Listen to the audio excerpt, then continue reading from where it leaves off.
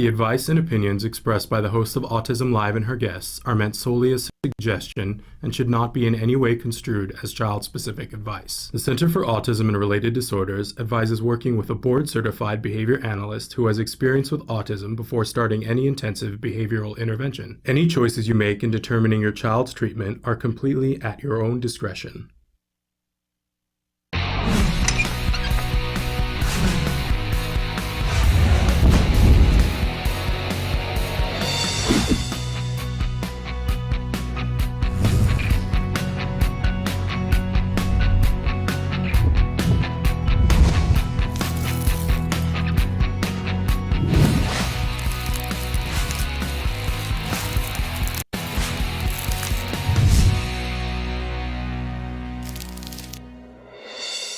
Good morning and welcome to Autism Live. I'm Shannon Penrod. We're webcasting to you live from the Center for Autism and Related Disorders headquarters in Tarzana, California.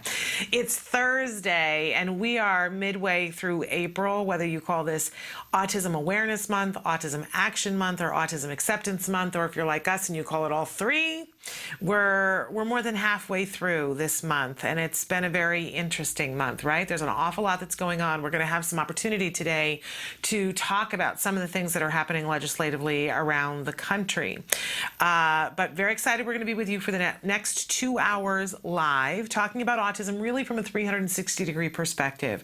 Whether you're a parent, a teacher, a practitioner, or you yourself or someone who is on the spectrum, we want to welcome you and we want to give you resources and help you to get connected with the things and information that you need to be able to make the progress that you're seeking. That's what it's all about. It's about the progress, right? So excited to be able to be here. We really count on you to interact with us. That's what the whole show is about.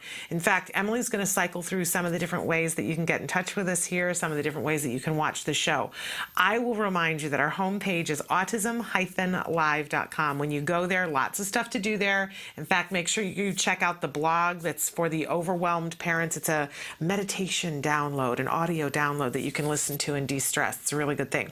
We think so anyway. In fact, we want to hear from you. But also on that homepage, you have that computer screen, and on that computer screen, sometimes it'll automatically play others. For others of you, there's a triangle. Click on the triangle, and you can be watching the live show or the most recently recorded live show. To the other side, on the other side of the desktop there are a couple of long, skinny white boxes. The top one tells you the question that I'm answering right now.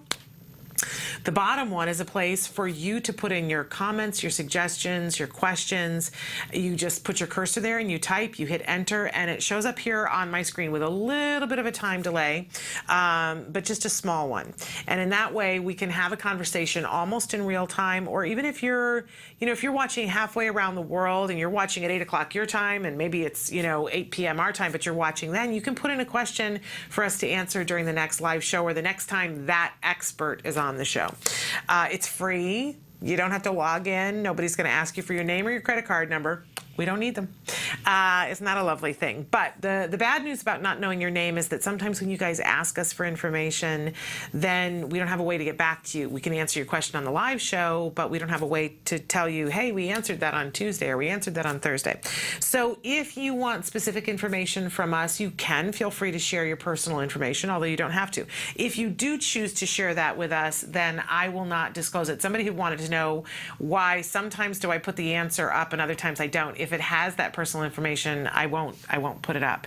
I'll just read it to you guys. So we don't share your personal information. And I'm also seeing, too, that we've got a bunch of questions for Dr. Tarbox this morning. And unfortunately, Dr. Tarbox is not going to be with us. I'll cycle through them and see if it's something that Dr. Najdowski can answer, or if there's something that I can be of help with. But I'm not an expert. I'll remind you of that again in a minute. Or we can save the question for next week for Dr. Tarbox. But as I said, I'm not an expert. I am a parent. I have been in this field of autism now since my son was diagnosed with autism when he was 2.5, and he'll be 11 this summer. And so I have not the knowledge that I hope to have when we're all said and done, right? But I have a tremendous amount of empathy for what you might be going through on this journey. I know that it's an individual journey and that, I can't compare my journey with yours, but I do know that we walk this path together. Let's say that. And I care deeply that you get the help and support that you need and that you not feel alone in this, right? There were so many times, I was talking to a parent yesterday, and she was saying, in the early years when I felt so completely alone, like I was on a planet all to myself. And I think we can all relate to that. At some point on this journey, we all feel terribly alone.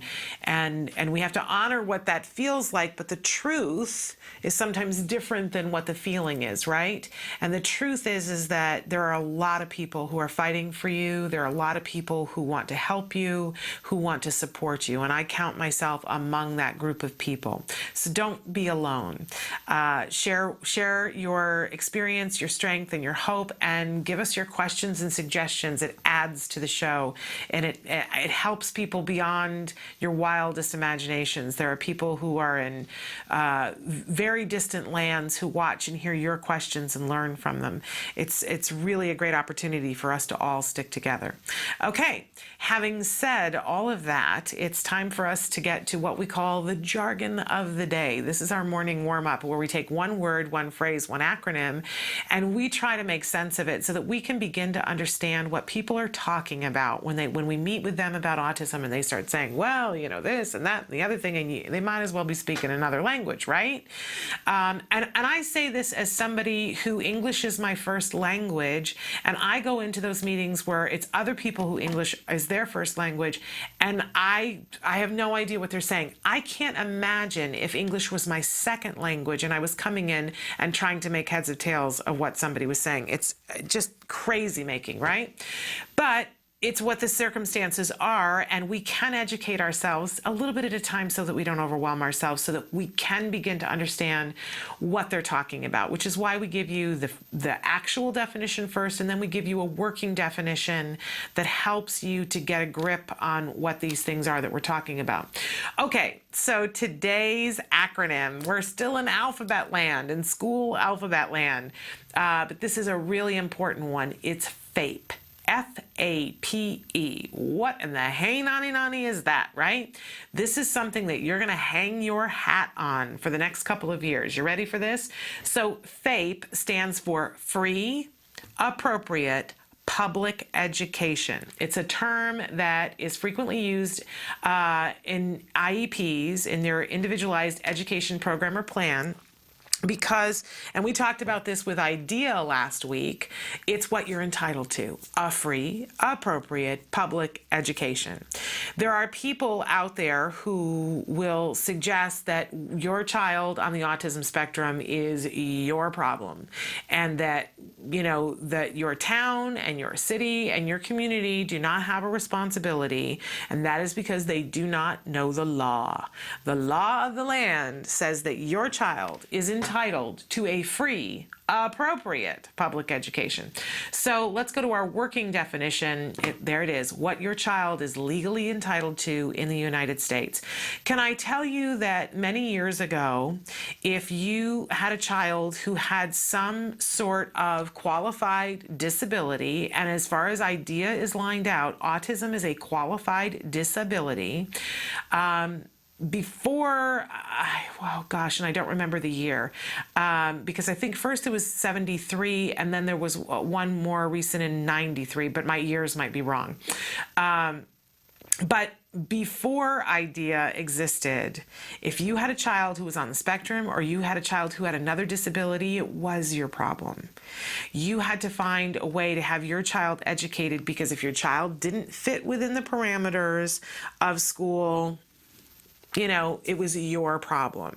So people who are saying to you it's still your problem are people who are going by the old rule book. For many, many, many years now, the United States government has said that's discriminatory and it's inappropriate. If we're going to offer a free public education to anyone, then we have to offer it to everyone. And because there are people who have different abilities, we have to make it appropriate. If we have a child who is in a wheelchair, we are not going to say to them, you have to stay home. They have to put in ramps so that the child can have access to the classroom. They have to. It's the law. They cannot discriminate against this child because they don't have the ability to walk up the stairs to get into the classroom. It's the same thing for autism. Our kids need help and support to be able to be in that classroom. And I know what you know, that the rest of the world doesn't necessarily understand how our kids are different. There are people who are out there who will assume that our kids can't do the work in the classroom. And for the vast majority of our kids, that's just wrong. But they will need support. People have this old idea, well, if they can do the work, then they can do the work and they can be in the classroom. It isn't that black and white. For some of our kids, they can do the work, but they're going to have to take breaks where they can yell, scream, and move their hands and move around and have that sensory diet to let loose, that they just can't sit that long and be taught in that way. There are kids who are going to need visual modifications. There are kids who are going to need a special seat cushion to sit on that keeps them balancing and using their core strength because it gives them something to focus on so that they can focus to write. There are kids who are going to need certain pencil grips. They're going to need equipment. They're going to need teachers with special training. And it's different for every child, which is why it's an individualized education plan. But here's for FAPE, the free, you're entitled to a free, appropriate public education. So appropriate becomes the word. I know when you first hear it as a parent, you go, free. That seems to be the most important word in this sentence, right? And it's a pretty important word. But the appropriate is the word that we hang our hat on. When you go to an IEP meeting and you're sitting there, it's very important that, first of all, you make sure that you give them notice that you're going to bring a tape recorder. And if you're going to bring a tape recorder, then you have to understand what the rules are, because you're setting yourself up to get your child what is appropriate for them for the next school year, or potentially the next few school years. So you have to be thinking in terms of appropriate. You never want to make the mistake at an IEP meeting as a parent to say, I want what's best for my child. That you are not entitled to. And if you say that, they're going to use it against you. They'll say, well, the law doesn't say we have to do what's best. The law doesn't say we have to give you the creme de la creme. The law says we have to give you something that's appropriate. And you have to use that word over and over and over. Well, we want what's appropriate. How is what you're offering appropriate? Why do you think it's appropriate that my child should have to go to this other classroom because you don't have the skills to do it in this classroom? How is that appropriate? Those are the kinds of... You just hammer them with appropriate. In the early years of the IEP, gave myself the goal that I was going to say appropriate at least 100 times during the meeting. And it gets the job done, I have to say. You just keep hammering appropriate. Well, we need to do what's appropriate. And by the way, I went on the internet and I went to libraries and I looked and looked and looked until I could find a dictionary that defined appropriate as effective. And I came in with that and I said, here we have appropriate, and it's defined as something that's effective. Oh, fabulous. So we have to do something that's effective. Can you show me any science that shows that what you want to do is effective? Because here's what I want to do, and here's the science, and I had the studies and the studies and the studies. Here's what I want to do, and here are all the studies that show that it's effective. As a parent, you have to advocate and be smart because you're entitled to that free, appropriate public education. Get it. Get that free, and so know what that term is. Know when they say, well, here's our offer of FAPE, because that's what the school will say to you at some point at the IEP meeting. Here is our offer of FAPE. Here's what we say is appropriate. And you can ask them to back that up. How, show me, where is it shown that what you are doing is appropriate for what my child has going on? Do you have any studies? And then let the pause hang there. There's nothing more powerful than silence in a negotiation. Well, here are my studies. Do you have some? Cricket, cricket, cricket, right? It gets the job done. You want FAPE. Fight for that FAPE. And remember, appropriate, appropriate, appropriate. Because it needs to be appropriate. They legally have to give you what's appropriate. And they will if you push. I love FAPE. FAPE is a very powerful, powerful tool. Okay, so moving on, we always have a question for you at the start of each show. We hope that you'll answer it and take some time. I will have some time to look on Facebook to see what your answers are today. It's a great question. What has been your greatest autism advocacy moment so far? I think it's important. I was talking with Nancy Alspaugh Jackson this weekend, and we were talking about how we have this desire to be super moms, but that, whenever I want to be super mom, my cape keeps getting caught in the fan, right? I don't get to be super mom. Anytime I think I might be edging towards it, something happens and I go, well, there went the Mother of the Year award. Poof.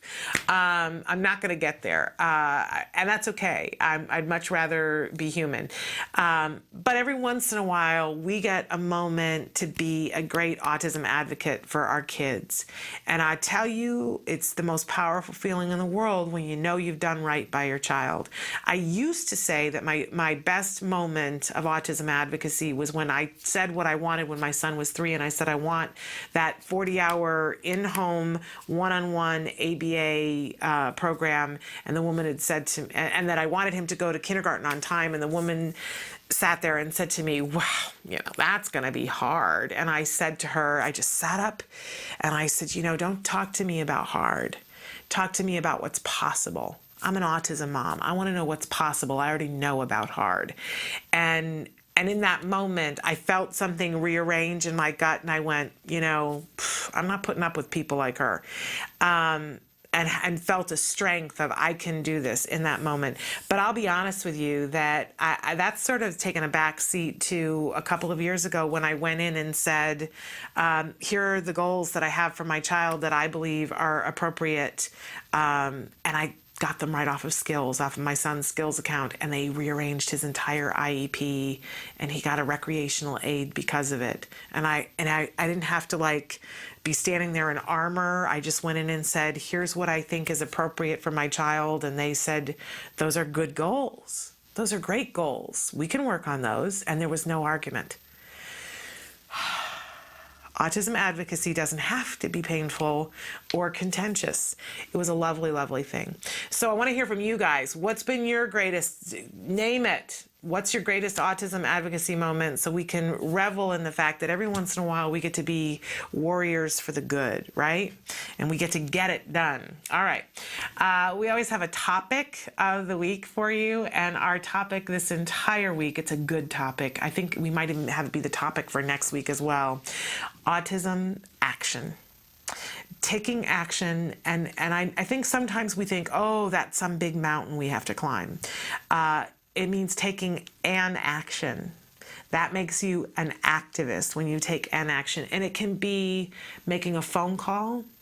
It can be that you get up and get dressed today. If it's wherever you're at, and heaven knows there are some times when I have been on the floor and really devastated by the things that were going on. But, that getting up is taking action. Getting up and saying, I'm going to put on, a clean pair of sweatpants, and I'm going to take on the world today, one moment at a time. And that might mean just making breakfast, or just getting the dishes done. Or it might mean, calling the ABA provider that you've been thinking about being with and saying, I'm just going to make the call and I'm going to get the ball rolling. Or it might mean calling the school and asking a question, or going and volunteering, but taking action. It's all about taking action. We have our feelings, and heaven knows, and I always say this, your feelings, you're entitled to every single one of the feelings that you're having. But we can never fall into the trap of saying, well, I'm just going to have my feelings and I'm not going to take action, because that costs us and it costs our kids. So take some action. It'll start a ball rolling and you'll feel better. Absolutely. It can be frightening. It can absolutely be frightening. I listened to Dr. Grant Pichet talking yesterday about how when things get overwhelming and when there's depression, that it can cause paralysis. And I've shared before on the show about how I can become the amazing paralyzed woman. It is easy to do, but the only way you can get out of being paralyzed is taking one small movement. I always think of the Tin Man, and they gave the oil to the Tin Man, and then he could use this arm, and that's a place to start. If that's what's going on with you, if you're a little bit paralyzed, take one small action. It kind of greases all the limbs, and before you know it, you'll be walking and then running again. This is something I know a great deal about, the amazing paralyzed woman. All right, some of the things that we have going on here today. We have real progress with Dr. Adel Najdowski. She's going to be joining us via Skype in just a couple of minutes, and we've got a really great topic today. I'm really excited. We're talking about action. We're going to talk about how we teach play skills. This is going to be good. And then we're going to talk a little bit more about action that we can take and some upcoming events that we've got coming up. As I mentioned, unfortunately today we don't, and I apologize, we do not have Dr. Jonathan Tarbox today, but we'll have him back next week, and that's a very exciting thing. And in the meantime, we've got a lot to cover today. We're really going to talk about some of the different things that are happening insurance-wise around the country. A lot of movement in the last week. We need to get a little caught up and give some kudos to some states who have pressed forward. And then we got to talk about Tennessee, folks. Tennessee needs our help right now because it's slipping through our hands. So we're going to do a shout out to Tennessee, and we're all going to take a little bit of action today and stand in solidarity. I got to get my can on my hand. All right, we're going to take a break, and we're going to be back with ever so much more, including Dr. Adel Najdowski. Stick with us.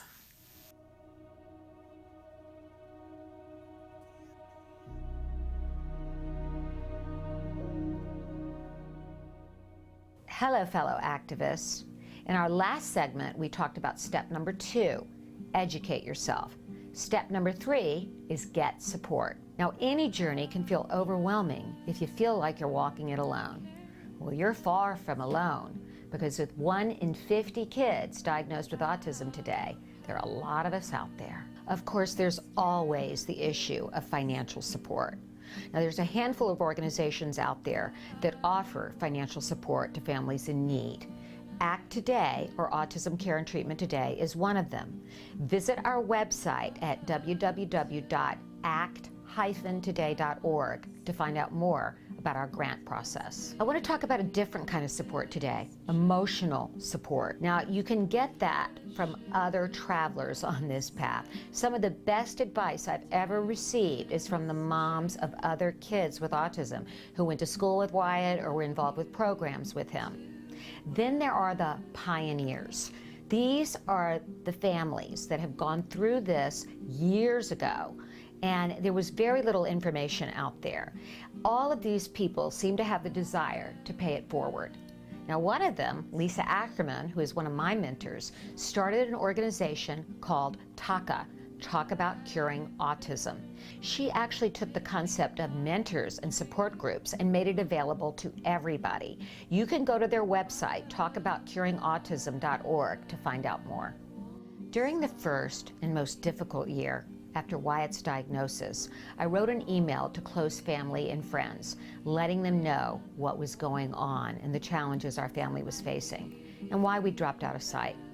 I was amazed at the outpouring of love and affection and all the help I received from that email. First, you have to be vulnerable.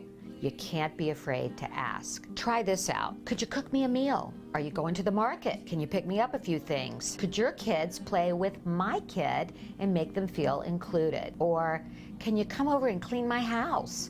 Well, maybe not that last one, except with your best friend. And maybe the best support of all is having someone that listens, and that doesn't cost a dime. So until next time, surround yourself with the loving kindness of others and keep the faith. What is autism? What is autism? What is autism? What is autism? What is autism? What is autism? I've been asking myself that for a very, very long time. Let me think about that one. Trying to Let me think. Oh man, that's a rough one. Yes. Autism, Autism is a neurological disorder that affects many of our kids in different ways. It's a learning disability that affects the cognitive functions of the brain. A lot of people have the misconception that it's a disability, and it's really not. I look at it as like a special gift. When one person thinks differently from another. It's an opportunity for everyone to learn to understand someone that's a little different than them. Autism is the ability to educate. They're given so much talent in different areas. To me, autism means a chance to be with and and be around people you really care about. Autism is beautiful. It's a way of seeing the world differently. It's always unique, totally intelligent, and sometimes mysterious. Happiness that comes out of my son's hard work. It's a movement. Unpredictable. Abstract. Awesome. Love. The field I want to work in. Laughter, fun, joy. Autism is beautiful to me. I want you to remember these 3 words. There is hope.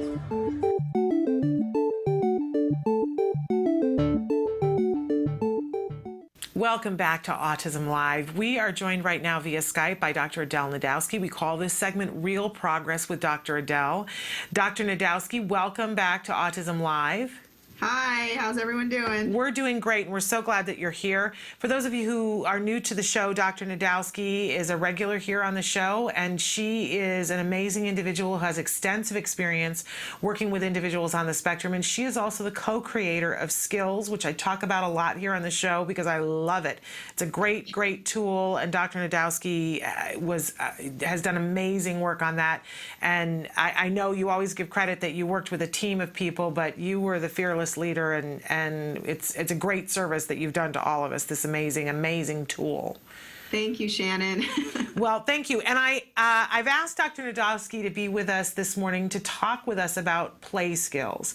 Now, here's the thing that I want to start with, Dr. Najdowski, is that I think this is an area of particular frustration for parents of children on the autism spectrum, because it's one of the first things that we tend to notice is that our kids either don't play or don't play the way we thought they were going to play, and there's just a little bit of a disconnect for us that we just don't get it. Why they don't. And when we try to interact with them and play with them, it doesn't always go as planned, especially in the beginning. So you've said some things to me before about play and play skills that were really enlightening. Can you help us to understand that play isn't necessarily the same for everyone? Well, it's based off of preferences, obviously, and like any other thing, it's something that kids learn to do. I don't think that kids are born and they just know how to play. It's a leisure activity, and it's something that's fun for them usually. But unfortunately, individuals on the spectrum don't necessarily even know how to do it. Yeah. So that's why you'll often see them kind of playing inappropriately with toys. Yeah, and I remember you explaining to me, I had this visual of, there was a toy that my son had that was one of those cause and effect toys that was a Sesame Street one that you push a button and like Ernie pops up, and then you turn a switch and Bert pops up, and then you slide a thing and the Big Bird pops up. And my son would cry when we would try to play with it. And you said something to me a couple of years ago. You said, we have an expectation that it's going to be fun for them, but in the beginning, sometimes it can be aversive for them, and sometimes it's just plain boring, or sometimes it seems like work to them. Right. Yeah, definitely. I think that people in the toy business, the people that create the toys, are always banking on making something that's going to make the children's eyes light up, and they're just going to be in awe and they're going to love it. And so, typically speaking, that's what we're going for. But we know that kids with autism don't always respond to things the same way as typically developing children. Yeah. There's a lot of other things that typically developing children enjoy and like that kids on the spectrum don't. Sometimes that has to do even with, faces, contact with people's faces, facial expressions, being touched, different things like that. Like all the things that we usually think are given are not necessarily going to be present. Yeah. And what I remembered is feeling so sad emotionally as a parent when I would give him a toy that I'd spent money on, and he didn't want to play with it. And to me, it felt like a period at the end of the sentence, like, he's never going to like that toy. He's never going to want to play with that. I didn't know the word reinforcing back then, but I knew that it didn't make him happy. And in my mind, I thought, and it never will. But that's not necessarily the case, correct? Right. No, not necessarily the case. Like with anything else, you just pair it with something that is reinforcing, and then it becomes conditioned reinforcement over time. So, okay, you made that sound easy, but explain that to us in an example about how you pair something with something else that's reinforcing. Give us an example. So figure out what he does like to do. I'm sure that there's some things out there that he would like. Maybe there's toys that he likes to play with, but he just doesn't play with them appropriately. Maybe start with those and teach him some things he can do with it that look more appropriate.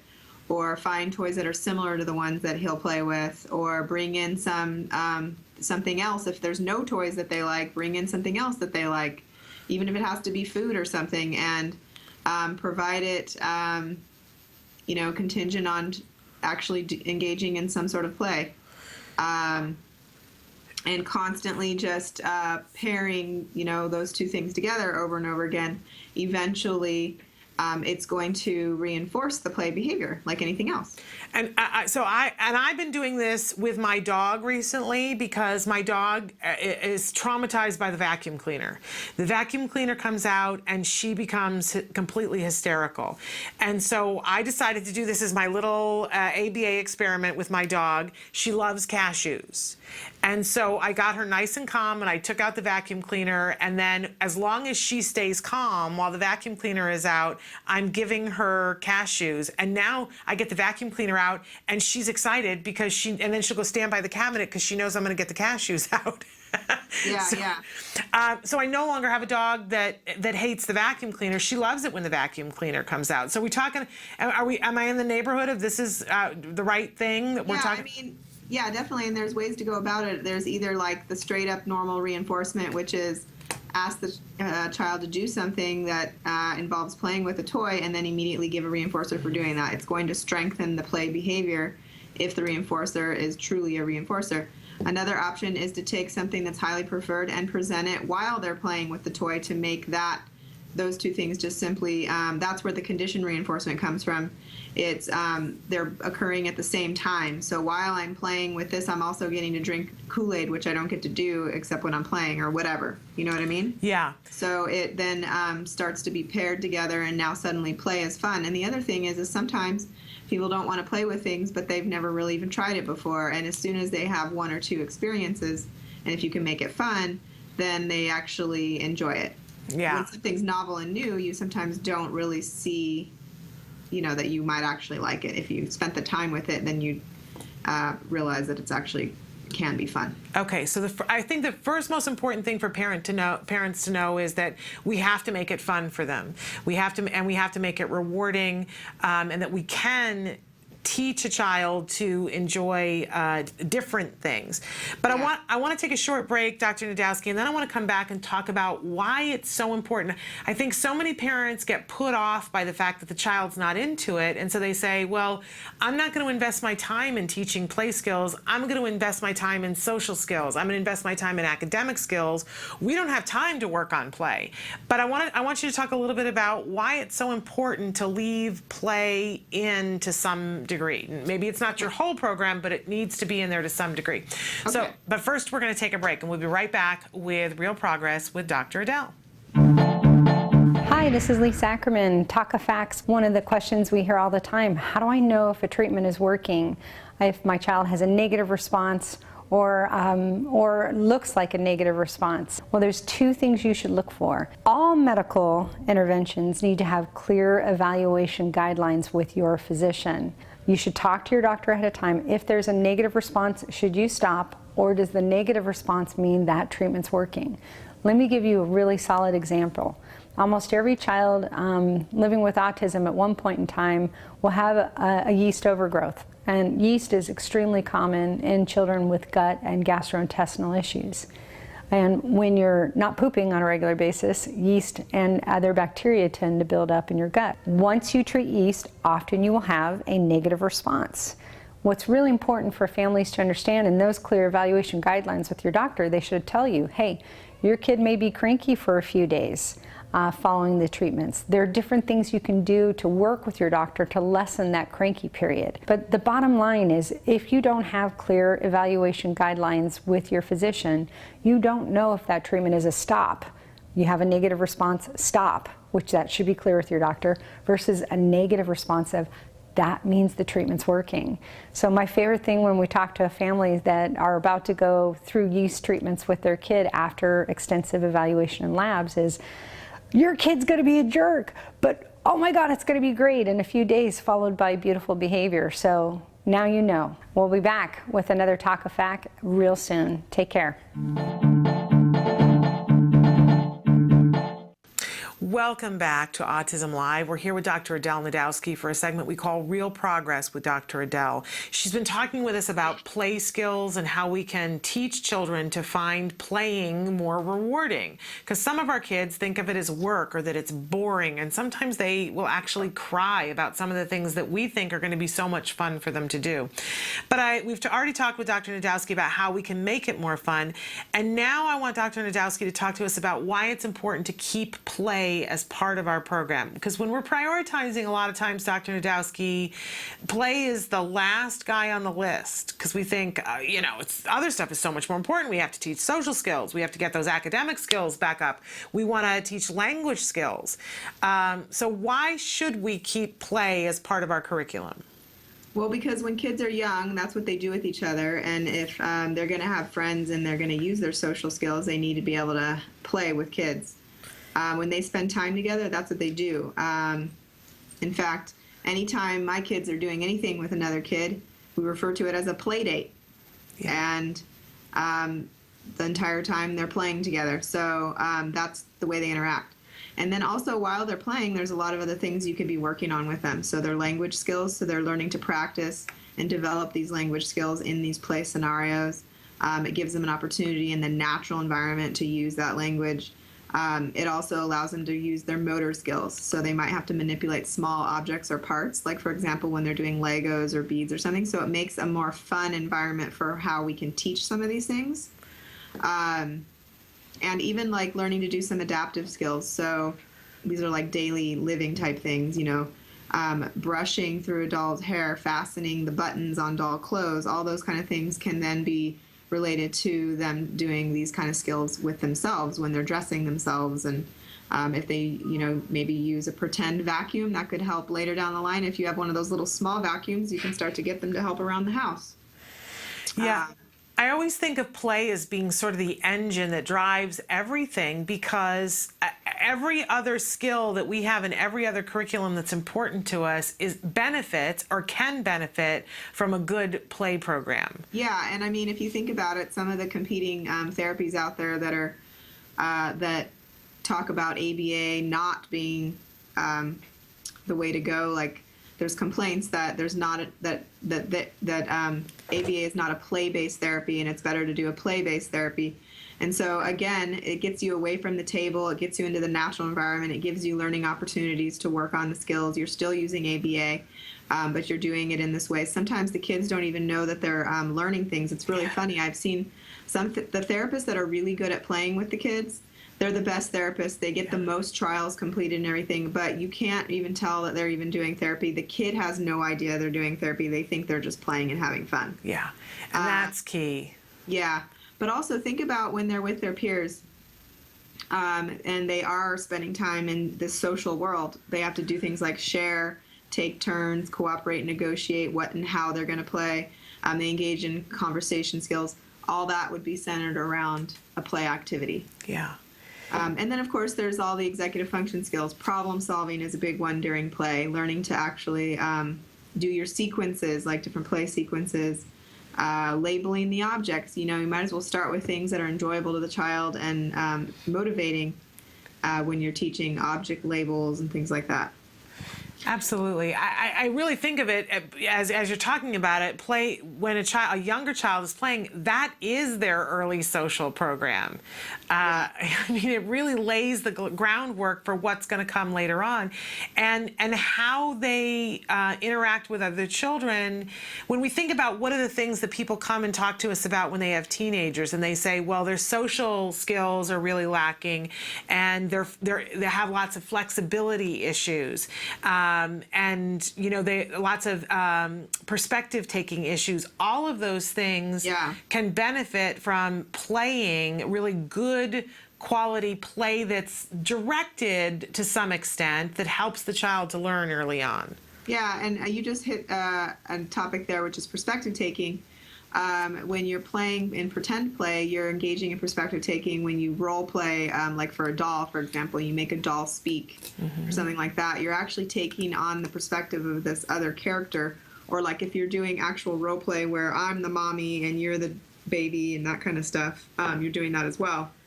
So that's actually very helpful for later perspective taking skills, and it gives a way to work on it in a fun environment. And we know that we can get so much more done if the child is having fun. Yes. Okay, really remarkable. So I want to take a break, and then we're going to come back with some more with Dr. Najdowski, so stick with us.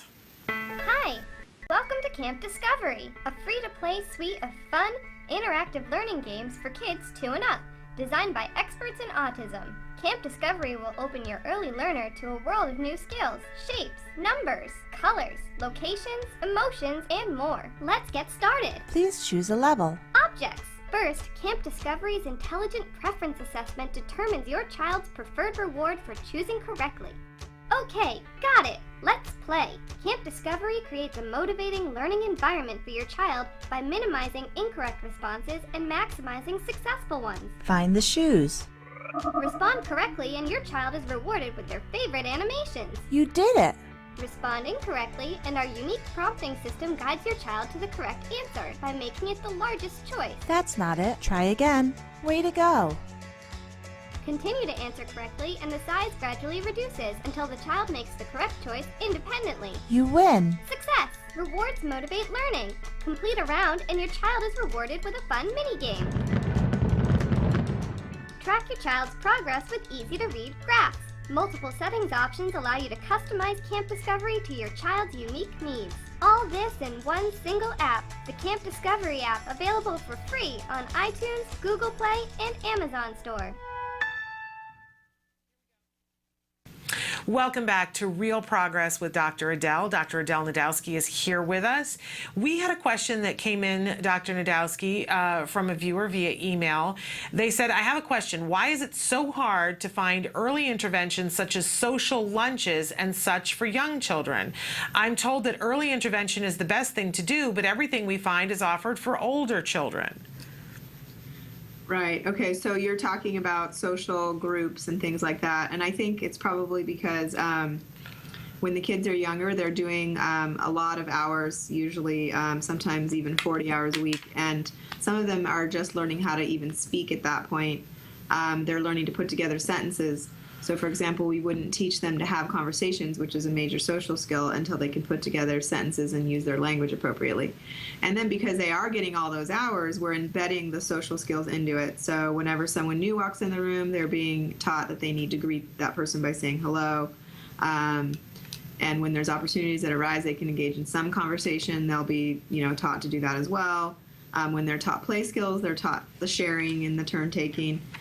So all of that is embedded in there. And normally we also do peer play when we're doing early intervention, and that is an opportunity for them to practice their social skills. So social skills is actually a part of their normal curriculum.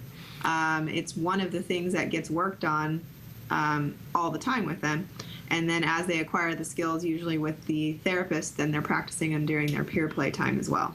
But I just want to be 100% clear here that what Dr. Najdowski is talking about is an intensive ABA program, because that's what's recommended for those young ones. Yeah. The person who wrote in, and I didn't read the whole email because it's kind of extensive, but they actually have 2 children that are on the spectrum. One who's a little bit older and very high functioning, and then one who is been more younger and is more recently diagnosed. And I think because as a parent, when her older child got diagnosed, what she saw were all those social skills. So when she went back thinking, oh, my younger one is diagnosed, I should be doing that as well. Yeah. I think what people left out for her is that the little one, she needs to get into an intensive quality ABA program. Yeah. And then as part of that program, definitely if your child is speaking and ready, then make sure peer play is an aspect of it, and that you have regularly scheduled peer dates where the therapists are actually able to help to teach the social skills that they're learning in their normal, comprehensive program. They're learning to actually use them with the peers. Well, and you brought up an interesting thing that really brings together both the question and what we were talking about before, play, that if you have a good ABA provider, you should be having, especially with, I guess, at any age child, there should be moments in which the child is in the therapy, within the confines of the therapy, interacting with peers. And I think a lot of people don't know that that happens, but I know when my son was in his program, we were constantly being asked to schedule play dates. That we had a requirement at one point that I needed to be getting 3 and 4 play dates a week, which was intensive for me to arrange 3 to 4 play dates a week. But pretty much every ABA program, unless the child is really not ready for it, there should be some amount of that happening, correct? Yeah, absolutely. And if they go to school, then that's great as well. But sometimes even when they're at school, they don't necessarily use the skills. They don't get the opportunity, so they need more of that one-on-one time. Mm-hmm. And you can do stuff like go to the school and observe and see what kids actually take the time to interact with the child, and look for ones that are particularly bossy and things like that. And they make very good peers, and a lot of times if you just ask their parents if they're able to come over for a play date, and you're picking a child who's already somewhat interested in your child, they're going to say yes. And then you just set it up for success by making sure there's lots of fun things already planned, and there's reinforcers that you're going to give both kids at the end, like a little, kids love those little goodie bags, so any little trinket or something. And you can actually help, the peer can actually help to prompt the child to do the right things and stuff like that.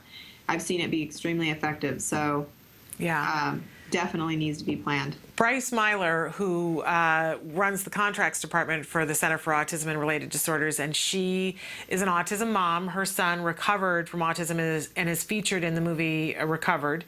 And I remember talking to her probably, last spring about what my son needed more of, and she said, "Oh, you just have to stack on the play dates." And she was talking about what she had done with her son, that she found the family in the neighborhood that had so many kids that if one of them was missing at her house all the time, it was a blessing for the mother. And she said, and I took them to McDonald's every day for lunch. And she said, I made my house the cool house where, and she said, eventually 2 other kids came, and she said, I had an only child, but I always had 4 kids in the house. And she said, it's so important to do that. And I took that to heart last summer. And last summer we had one boy who was at our house because his mom had a lot of errands to run, and I made it as exciting for that boy as I possibly could. She would always say to me, "Oh, you make it so much fun here. He doesn't want to come home." And I would say, "Yes, I have done my work." That's a challenge, actually, for that many hours. It is, but we didn't go to McDonald's. We went to a lot of In-N-Out. They have the gluten-free French fries at In-N-Out.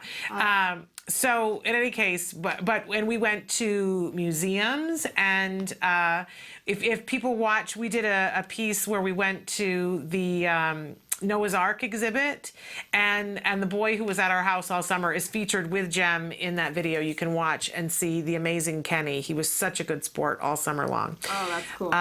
But in any case, play dates, so important, and making it reinforcing for the other child so that they're having a good time. Yeah. And your child as well. It has to be reinforcing for your child, otherwise they're not going to want to keep doing it. Right. And I love the idea of having the bossy. A lot of times there's a bossy girl. We've had a lot of viewers write in the last couple of weeks saying that they've got children that are mastering things at a very fast rate, but that they're concerned because they're not generalizing as fast as they're mastering. And sometimes a play date with a bossy girl can help speed that along too, because it's amazing. We'll play with our kids one way, and then a kid will come in and play in another way. And I watched a girl once with my son, and she was like, "We're doing it this way." and my son was like, "Oh, okay." And then he did it, and she would say, now do this and say this. And by the time they were done, she didn't have to prompt him, and he was doing it, and it was like hallelujah, those bossy girls. I was a bossy girl. Were you a bossy girl, Dr. Najdowski? Yeah, in fact, when I was 3, my mom asked me what I wanted to be when I grow up, and I said I want to be a boss. Well, and you are, and you're a good one. So it's a wonderful, wonderful thing. We thank you so much for being here with us and for enlightening us about play and about why we don't see those standalone social programs for the little kids because they have a bigger program. But thank you so much for being with us, Dr. Najdowski. I know we're not going to see you for a couple of weeks because you're going to be off doing some very exciting things, but we can't wait until you're back with us. I will see you on May 2nd. Oh, there's a week in between, isn't there? Okay, so we won't see you next week. We'll have you, and then we won't have you the week after. All right, good to know. Sounds good. Thank you. All right, bye-bye. Bye. So that was Dr. Adel Najdowski. We're going to take a break, and we'll be right back after these messages.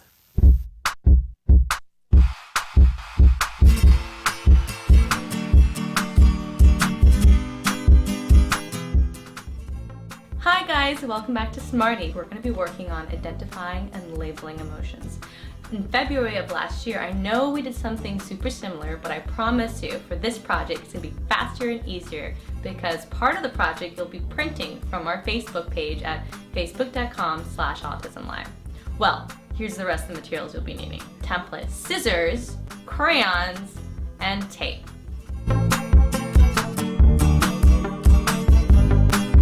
The first step you're going to do is print the template from facebook.com/autism-live. I have them right here, and I printed them double-sided. So now that I have all the pages printed out, I'm going to hand it off to my kiddo to have them color it in. So while they're coloring the face, you can of course work on identifying colors, labeling features, staying in the lines, and of course working on that pincer grasp. Once your child has finished coloring in all the faces, you're going to take the pieces of paper and fold them in half. Once I have all the pages folded in half, I'm going to layer them together like a booklet. Now that I have them like this, I'm going to do is take my tape inside and kind of tape it together so they're bound together. If you have a stapler, you can do that too. Alright, now that this has been taped together, it looks like I have a book. So we're almost done with the project. All we need to do now is cut along the dotted line. Keep in mind, don't go all the way across to the edge or else it's going to be cut into thirds and it's not going to be a solid book anymore. The other thing in mind is, your kid can work on following a straight line while cutting, and if they can't do that, help them out. Alright, my booklet now has been cut up, and as you can see, I can now take a tab and flip it, and it'll change the look of the face. And what you can do is, ask your child how the emotion of the face changes based on what parts of the features you change. Well, I hope you had fun doing this activity with me, and until next time, craft on, guys. Can you see me flying by your side? Welcome back to Autism Live. I'm pulling out my flyer. I just wanted to remind all of you that, and I've got a lovely Xerox sheet here for you. Future Horizons is doing one of their many wonderful workshops that they do, but it is a week from tomorrow, which is the 25th of April in Ventura, California, and their keynote speaker is Dr. Temple Grandin. It's a full day, and you can register for it now by going to FH Autism. And let me see, that is fhautism.com, yes. And if you register online, you can save $5. So, as I said, it's a full day. Dr. Temple Grandin will be the keynote speaker, and her topic is My Sensory-Based World. Really amazing. It says participants will learn to create a learning environment to accommodate sensory challenges, recognize and accommodate neurological differences in home or classroom settings, distinguish between voluntary behaviors and involuntary behaviors, utilize responsibly alternative and or conventional medicine, and assist individuals with developing their talents into a career path. That's all during just the Dr. Temple Grandin speech. Then you'll also have the opportunity to see Rowan Melmed, who's a doctor. He will be presenting on a pediatrician's perspective.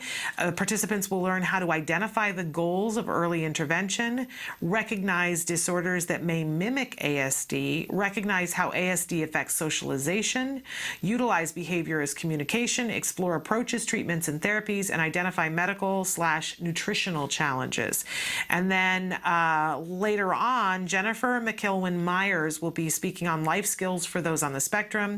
Participants will learn how to describe how SPD affects a child's social and emotional world, explore ways to change and improve behavior problems by understanding sensory needs, select life skills for the child with SPD that will improve his performance, and design ways to build a child's self-awareness to help increase functioning in multiple areas. Again, this is on April 25th in Ventura here in California. You can register online by going to www.fhautism.com. fhautism.com, and if you register online, you can save $5. They also have a phone number that you can call to register, 800-489-0727. Nancy Allspaw Jackson and I are hoping to be there on the morning of that event. And by the way, Future Horizons does these workshops all around the country. So if you're not in the California area, it's worthwhile to go to fhautism.com to see where upcoming conferences are going to be so that you can go to the one that's closest to you. A really wonderful and rare opportunity to see Dr. Temple Grandin speak live. It will not disappoint. She is truly, truly amazing. We had her mom on the show on Tuesday, and we're hoping to get a few minutes with Temple sometime in the next week before she's here in Ventura. Keep your fingers crossed. We so enjoy it when she's here. All right, we are going to take a break and go to the A Word. This is the ongoing documentary that's being made here at the Center for Autism and Related Disorders. It follows a little boy, Jack Riley, who was diagnosed with autism at the age of 2. They got that early diagnosis and they began therapy. And at this point in the therapy, they've been ramping up, and he's got a full program now. He's learning a lot of things. He's frustrated, though, because there are things he can see how to communicate for some things. So he's communicating his feelings, and we need to get over that little hump so he's got a little bit more functional communication so he can be very clear about what he wants and what he doesn't want. It's a really pivotal time for him. So take a look. This is the A Word. Hey, Zach Riley. Hi. Hi. Can you wave? You're waving. Hi. Hi. Good job. What is this? Is it a toy? Toy. Toy. Good talking. Wow. Should we open? Horse. It is a horse. Do you want to open it? Horse. Yeah, it is a horse. Do you want to open? Open. Wow. So you have 1, 2. You have 2 pieces. Do you want more? Okay, here. You want another horse? I have another horse for you. It's a horse. Here you go.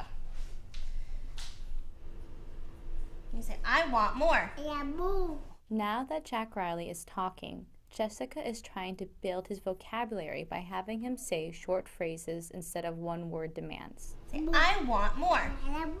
Say, I want more. Say, want more. Good trying. All done, or you want more? More. Okay.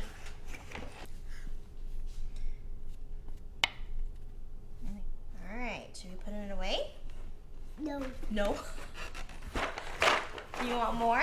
More. Okay. He has mastered the use of that word. Yeah. I swear, like today he's like a different kid, and I saw him, just Tuesday? That's amazing. We went to a restaurant last night. He ate his own food, but he fed himself in the restaurant. Good. What did you guys bring your own food? Yeah, we bring our own food for him. He did great. Will he try any of the foods that you have? Well, we have to be careful because of the gluten encasing thing. So we don't let him actually if it's a normal restaurant. Okay. Although the place we went has gluten-free pizza. Oh, that's So pretty we're gonna try that next time maybe. It's really good. Because as soon as you guys have him tested and everything, maybe we might want to try new foods with him. Okay. Introduce him to new foods.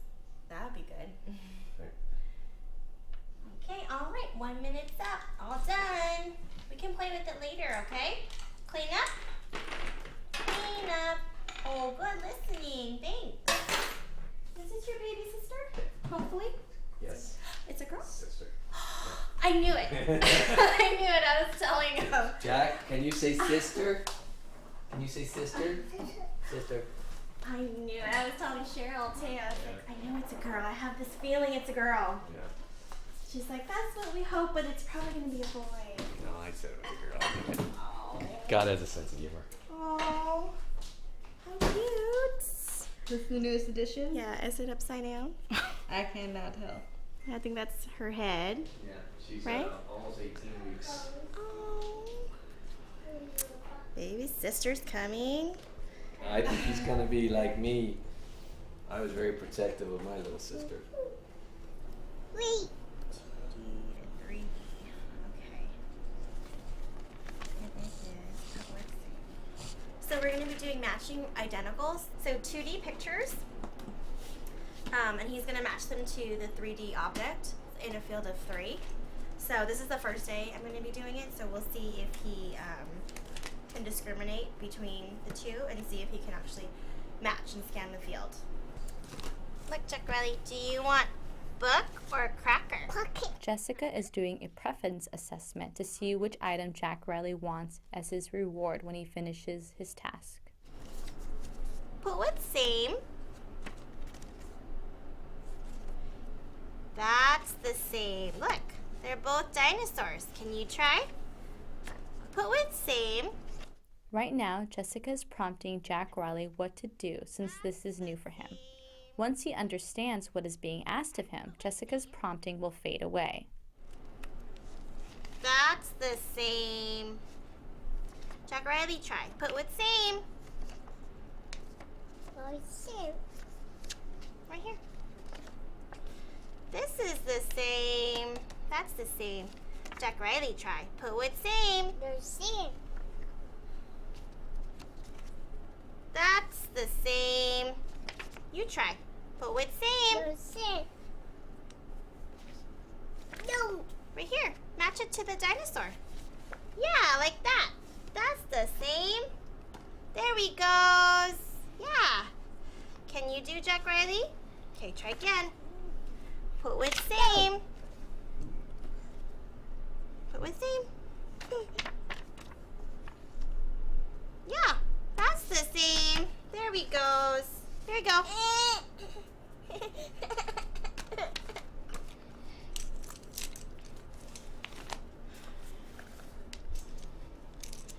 All right, helicopter's gonna go here. Here you go. Put what's same. Like this, watch. This is same. You try. Put what's same. Yeah, that's right. They're the same. Good job. Here you go. I'm gonna hold on to that guy. Thanks. Put what's same.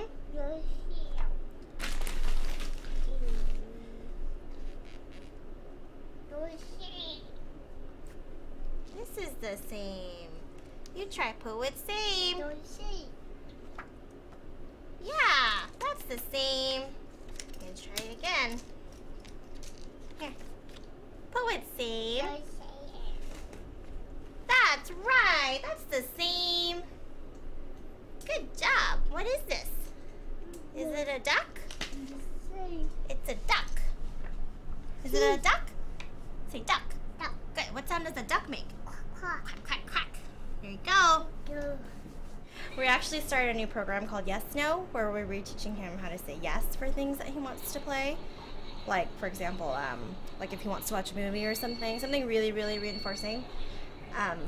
So we're going to teach that to him in airless learning, meaning that we're going to prompt him all the way when we're first starting to teach him the new skill, and then fade out our prompts eventually once he starts to get the hang of saying yes to things that he wants to play with instead of just saying no to everything. So we give him another word that he can utilize. He even seems to say no to things that he does want to. So that's why we want to okay when he wants things. But yes, seems to be more functional. Jessica, Mike, Cheryl, and Jack Riley are going outside to practice stop, which is still a safety issue because he doesn't always comply. Jessica wants to see how often Jack Riley listens to them and follows the direction. Stop! Stop! Yeah, remember? No? Try again. Stop! For now, pausing for a moment is verbally rewarded since he is complying. With practice, the duration which he pauses will become longer. Stop! That's not a stop. Try again. Try again. Try again, honey. Try again.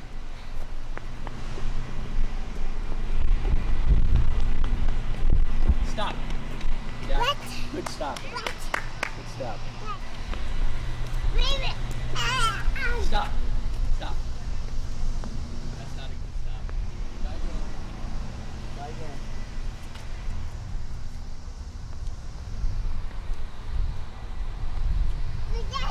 Okay, stop. Good. Keep stopping. This is how we get him back to the house when he's lollygagging. Does it work? Yeah, he's usually happy on. He wasn't in the mood to play anymore, so.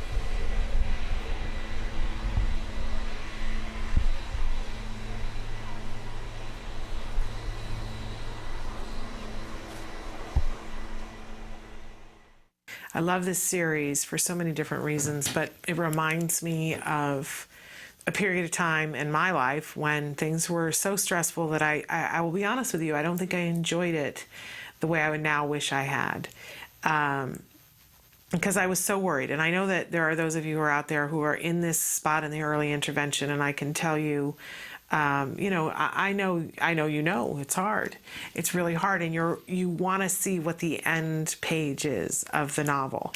What's going to happen? Where are we going to end up? That crystal ball that I was talking about the other day, and none of us gets a crystal ball, but it's good to watch things like that to see where things end up, because you can fast forward, you can rewind, you can skip on ahead and watch the more recent episodes of the A Word to see how far this little boy has come and know the end, such as it is so far, because he's not all the way done, but he is doing amazing work, this little boy. And he's going to have a wonderful life. He's just going to have a wonderful life. And what we were talking about yesterday is that I see my job as a parent, as an autism parent, is to try to remove as many of the obstacles from my son that don't need to be there, right? All kids are going to have obstacles no matter what, but I want to remove as many of the ones that don't need to be there as I possibly can. And you can watch that these obstacles are getting pushed out of the way for Jack Riley so that he can have a clear run. I love that it teaches us too about so many different skills. I remember early on just wanting my son to stop running away. And I love how we get to see the progression, how it's not, where we just go bink with the little fairy wand and our kids don't run away. That rewarding that approximation of, he slows down and pauses for a second and they reward, and you think, oh, that's going to send the wrong message. But we see that even 10 minutes later, when he pushes it, like most kids, he's going to push it and see how much can I get away with it. I slowed down and I sort of stopped for a millisecond, then I went and they cheered, great. So the next time they say stop, he just keeps on going, but just going a little bit slower, and they say, nope, that's not going to work, you need to stop. So the next time he stops and scrunches down and looks at something on the ground, and then tomorrow they'll have to work on it again. But eventually they get to the point where when they say stop, Jack Riley stops, and he understands it too. They talk in this particular episode about the difference between no and yes and okay, and giving different words, because when we first wake our children who are on the spectrum and begin to give them words and they start to talk, and there's that relief of, okay, they're vocalizing and they're using language, it's still frustrating for them. because now they know that there's this tool, but they don't know how to use all the buttons for it yet, and it's still frustrating. And we see a little boy who's saying no. You ask him if he wants something, and he says no, even if it's something that he wants, because he doesn't quite know how to use no yet. But no is definitive, and no gets action, and our kids tend to learn no way before they learn yes or okay. But this will be an uncomfortable week, maybe 2 weeks, and then he's going to get it, because he'll realize, he'll sort through it enough, they'll be specific enough with it so that he'll see, when I say no, that thing goes away, and when I say yes, that thing comes. And when I want it to come, I'm going to say yes, and then I will get the thing that I want, and then it will be okay. She also talked a little bit about play and the diversity of play, and how we don't want him just playing with one toy, and how we can help. That same thing we were talking about with Dr. Najdowski, but we can help a child to appreciate other toys. For those of you who have teenagers that are out there and you say, well, this really doesn't have anything to do with me, this really doesn't fit what we're talking about, it really does. Because so many of you write in when you have teenagers and say, and even younger than teenagers. I mean, my son is 10, and we have to work very hard right now to diversify what he does play-wise, because if I'm not on it and saying, you know, computer time is over, screen time is over, you need to go play with this toy or this person, he would binge on the computer stuff alone. So, and that's what some of our younger kids on the spectrum will do too. So if we just let Jack Riley, he would only play with the trains, or he would only play with the blocks, the things that are the most preferred for him. But they're helping to pair those things together. So think of it, you know, you have one toy that's reinforcing, and so you pair that toy with another toy, and at first they're not interested in this toy, but they love this toy. So you put these two toys together and you make it really fun, and all of a sudden you discover that now the child likes this toy too. Great. And a lot of people would be content to be like, oh, okay, so he showed that he can diversify and he can learn something, let's stop there. But how much more exciting would it be if you then took a third toy and paired it with this toy, so that now you got 3 toys to choose from, right? 3 things that they find exciting. And each time that you add in another toy that the child is excited by, you have another reinforcer, so that you can say to the child, you know, later on, hey, we need to clean up the room, but then you get to play with this toy or this toy or this toy, and they can choose which one they want to play with.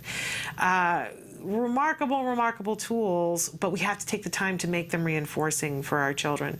My son will frequently say, I don't want to play that. I don't want to do that, because he wants the preferred thing, that he wants to go to the computer and play on the computer, or he wants to play with a video game, right? Screen time of some sort, or give him his phone, and he's happy to do that. But when I push through and say, oh no, we're going to do this, and make it reinforcing, then suddenly he likes that, and then sometime down the road, then he'll ask to do the thing that I made him push to do. So it all takes time, and it all takes patience. And you have to do the best with where you are today. But I encourage you to take a look at the A Word and watch some of these episodes to help you, to reassure you that progress is made. Sometimes it's just easier to see it with somebody else, to see how the progress is made and how the skills build on each other. You're building a stairway, and you have to have a good foundation. And once you have the foundation, then your child really can run. It's pretty remarkable. And also check them out on their Facebook page. Both the mom and the dad will post things that are happening right now with Jack Riley, and they'll post about how they feel, and they'll answer questions. They're a remarkable family. We just adore them here. So the A Word, check it out. We're going to take a break, and then we're going to come back and talk about what's happening in some of these states, and we have to talk about Tennessee. Let's talk about Tennessee. Right back.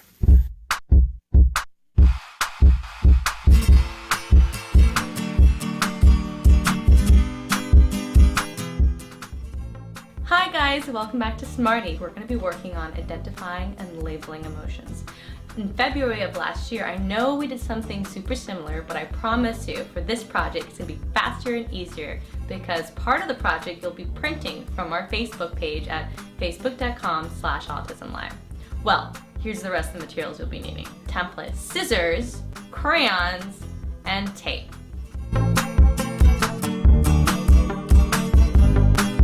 The first step you're going to do is print the template from facebook.com/autism-live. I have them right here, and I printed them double-sided.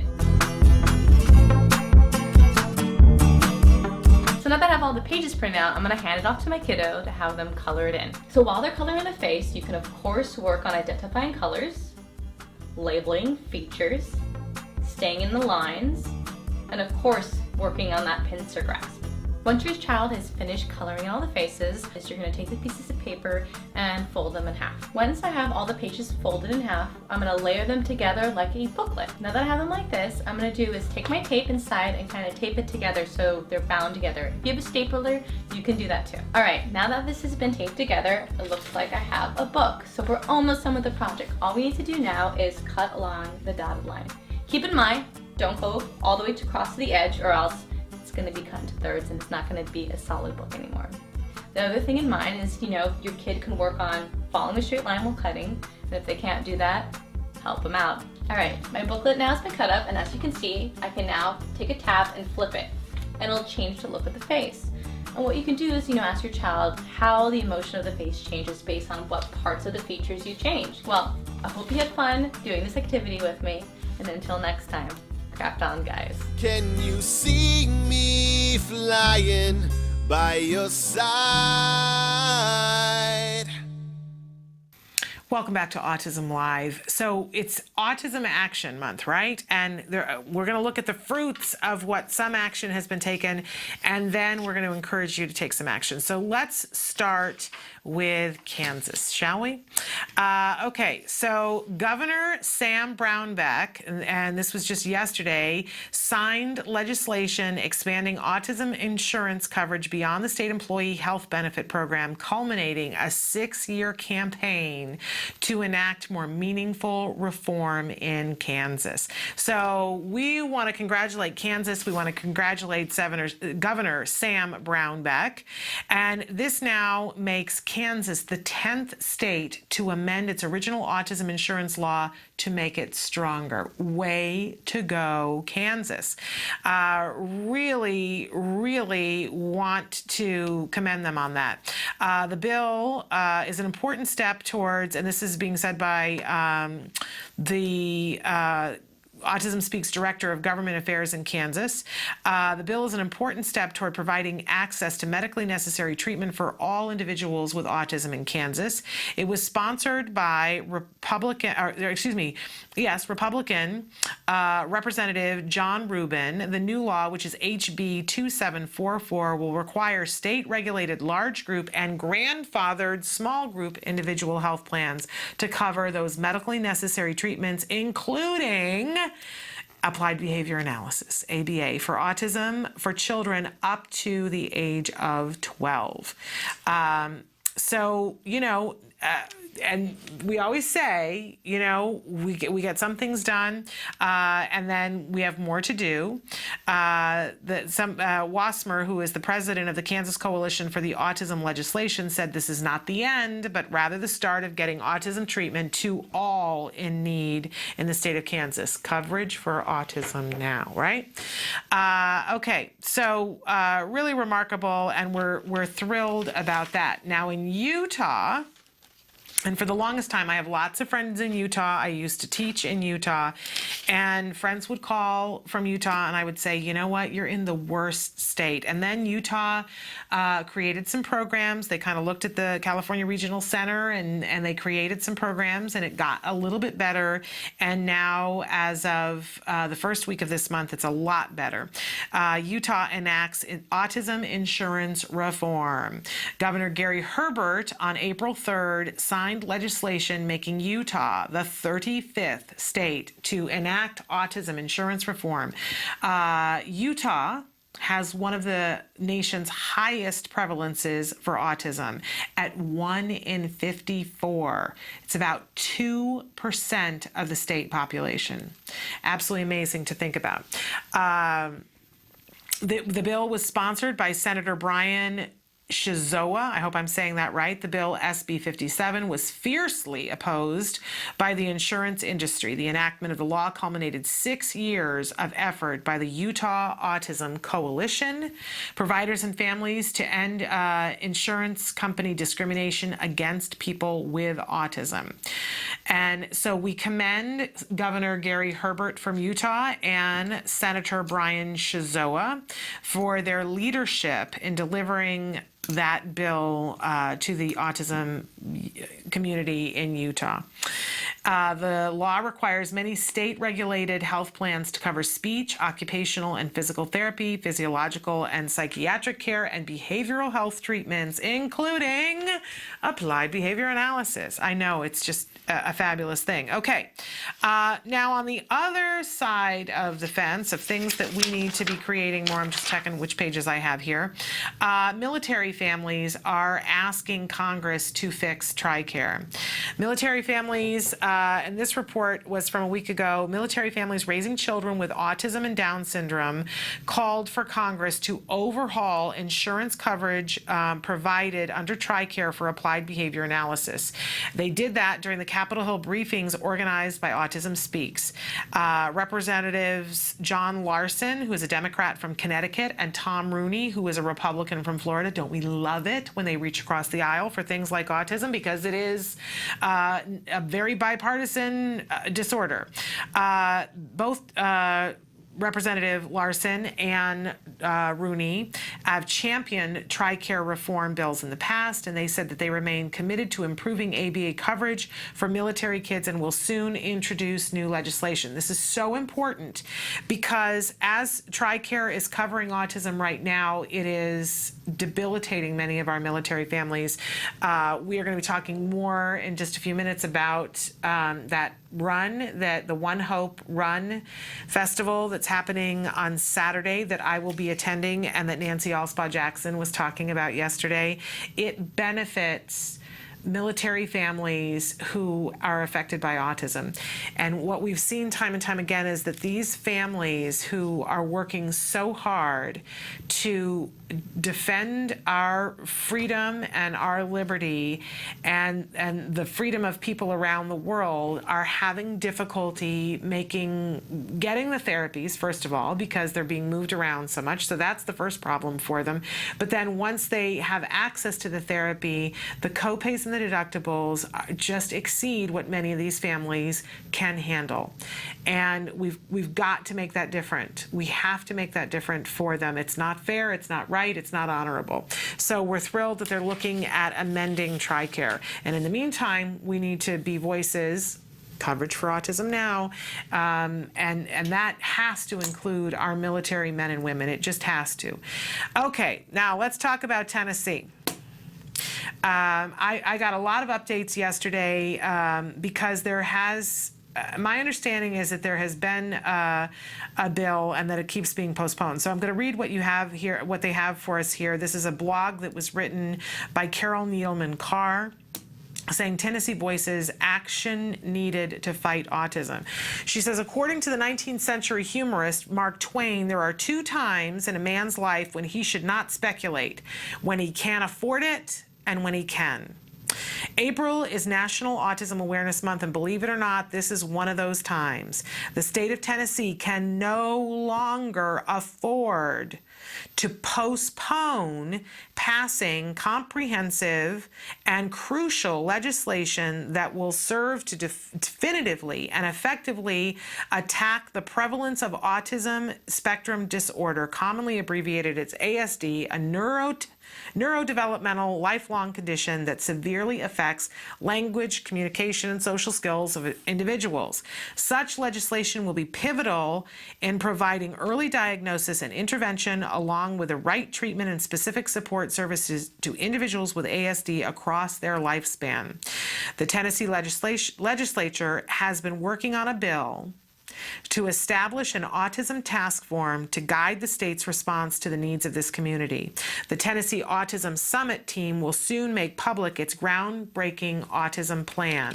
The plan focuses on early identification, diagnosis, and treatment of children and adults with ASD, serving as a reference for the creation of subsequent policy and state and county legislation.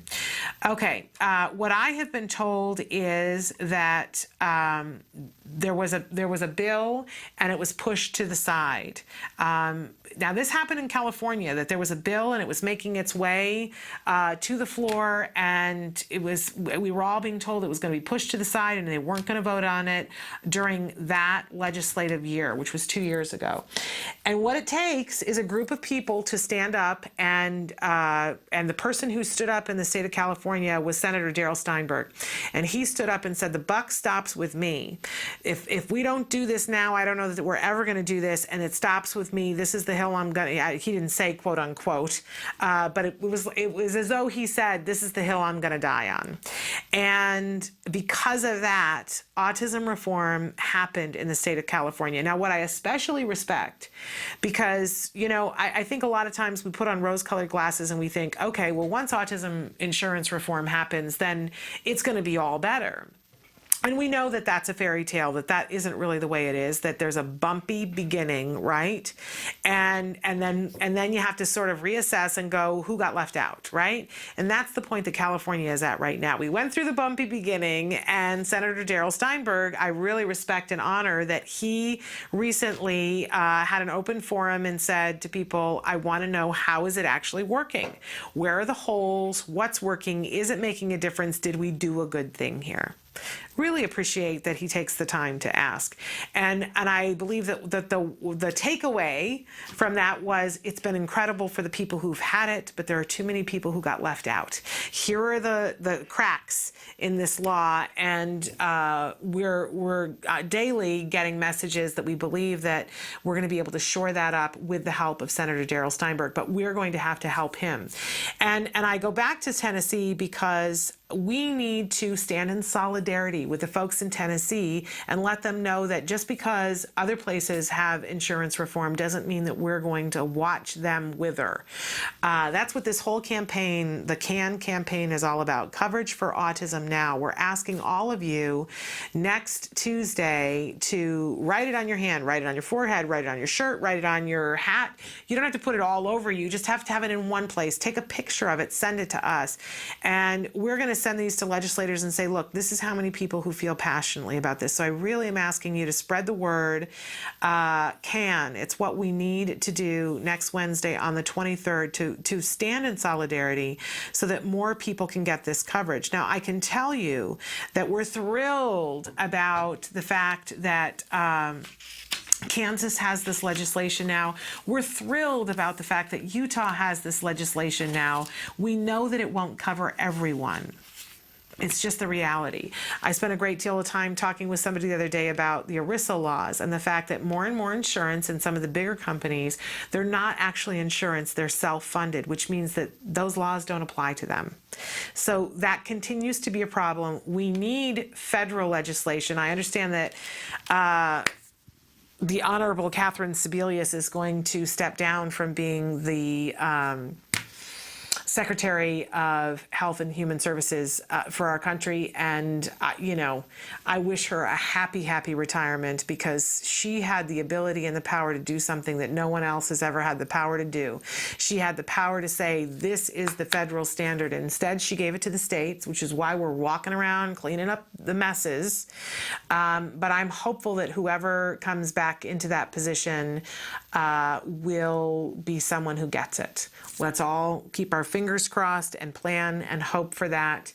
And maybe we can get the playing field leveled. If anybody is listening in the federal government, it's not fair. It's not fair. We'll take our victories as they come one by one, but until every single child in the United States has the ability to be coverage for autism now, until they all do, I don't know about the rest of you, but I'm not going to stop. It's not fair. It's not right. So we plod on, but it's important to stop and celebrate. We celebrate the governors in Kansas. We celebrate the governor in Utah, and all of the people who made those reform bills happen. It was the right thing to do. We're going to take a break, and we're going to come back with more of Autism Live after these messages.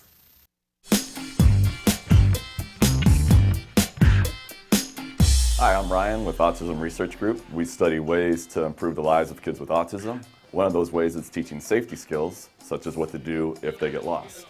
We hit the streets to find out if anybody knows the correct answer on how to teach a kid what to do if they get lost.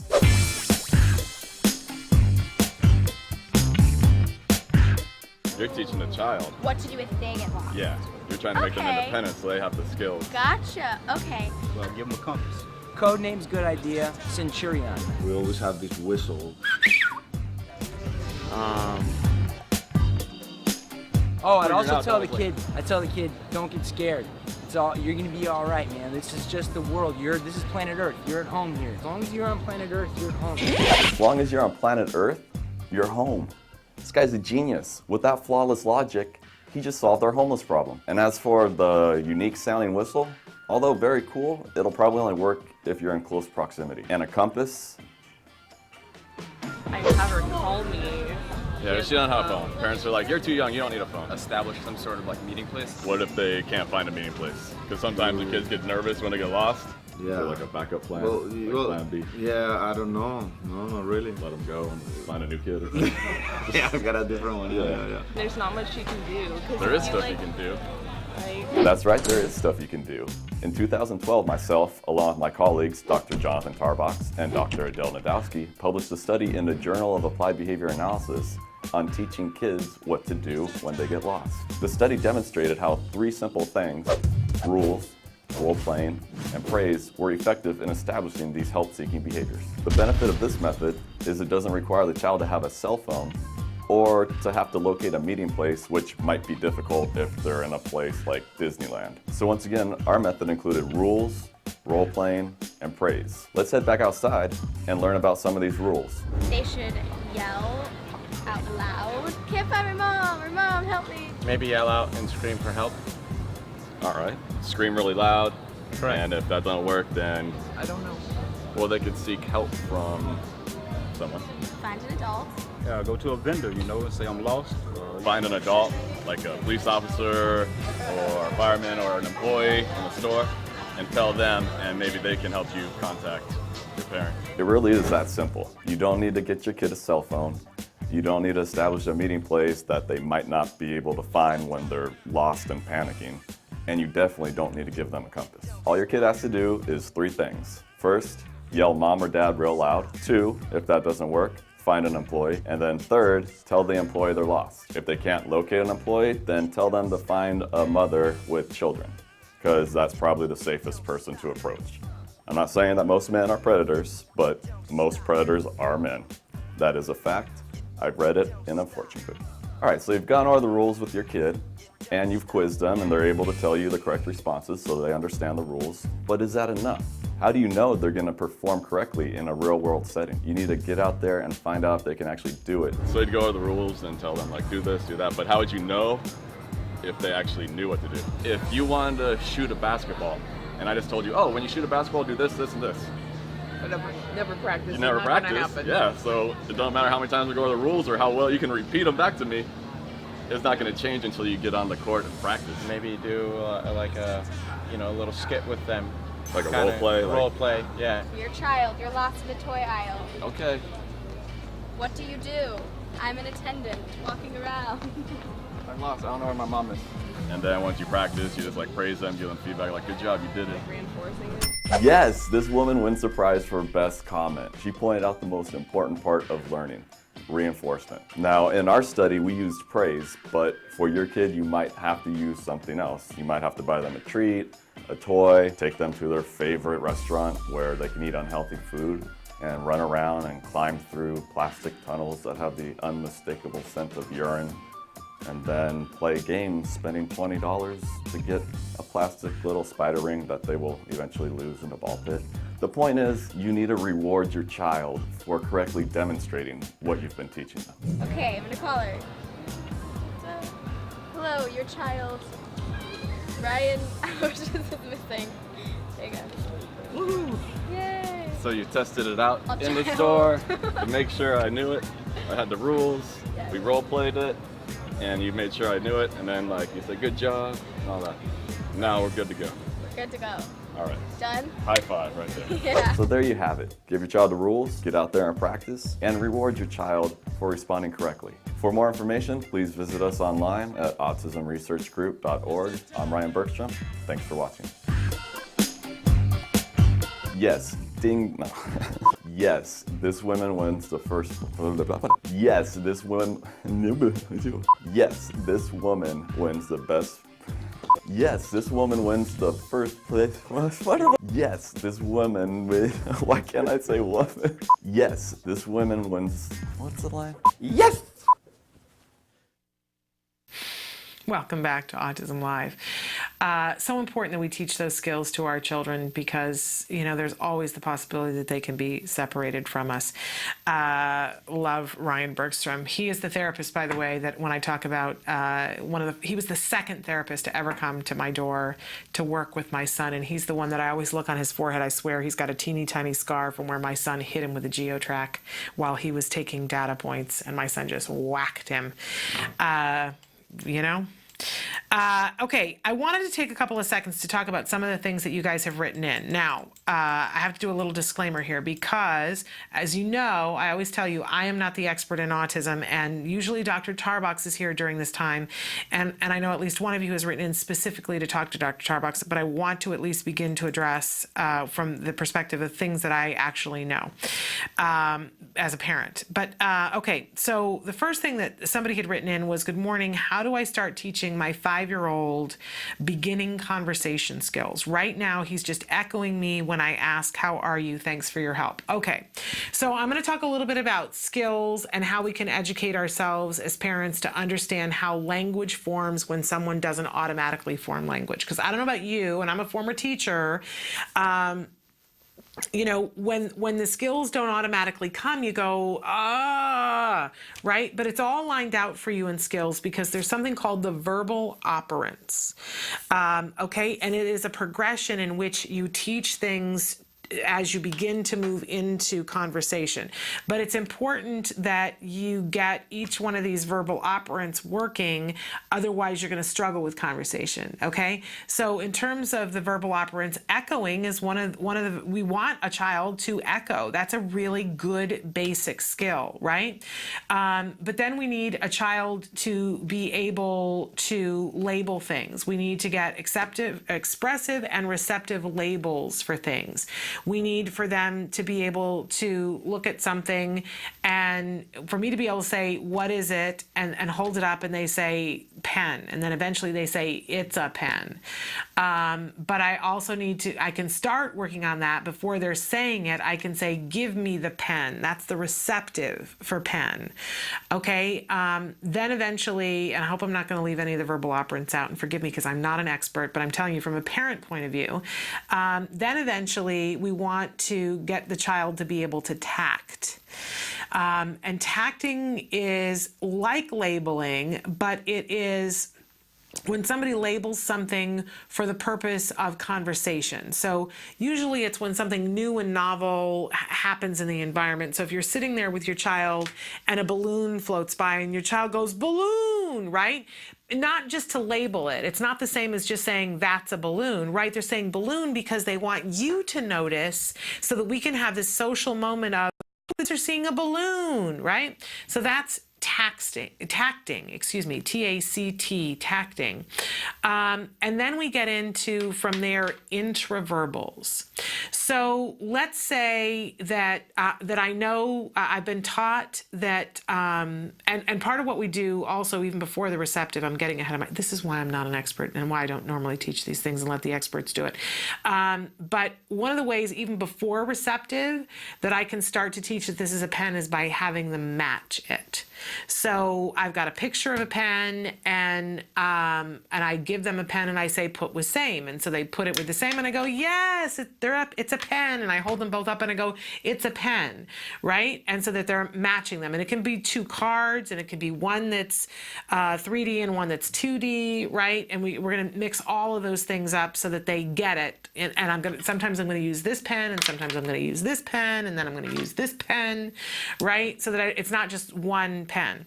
And I am going to do the echoing. I'm going to say pen, and I'm going to point to my mouth and get the child to say pen, right?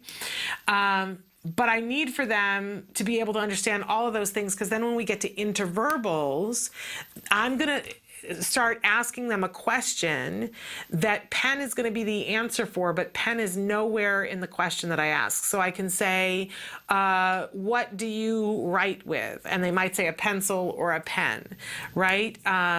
When we teach colors, if you stop and think about it, and so, you know, we're going to do a little bit of echoing with colors. We're going to do some matching with it.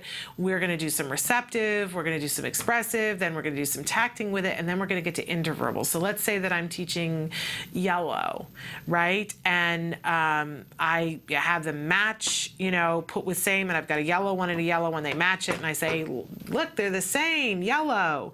And then I say, give me the yellow, and I start out with just one yellow and say, give me yellow, and they put it in my hand. Yay, yeah, it's yellow, right? And then I'm gonna say, what is it? And they say, yellow. This is good. They know how to label it.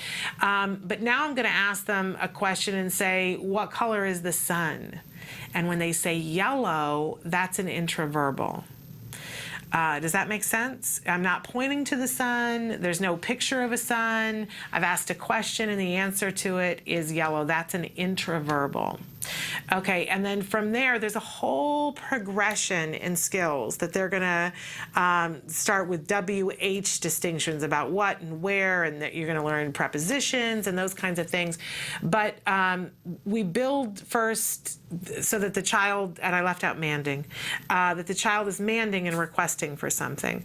So they have to be able to label it to be able to mand and say, you say, which one do you want? And they say yellow. For the lemonade or whatever it is. And you have them just say the one thing when they man. Maybe they don't even say the thing. Maybe they say lalo, right? They're not even saying it right. They say lal, and you know that it's yellow, and you give it to them because you're rewarding that speech. Then you get them you shape up yellow, so they say yellow.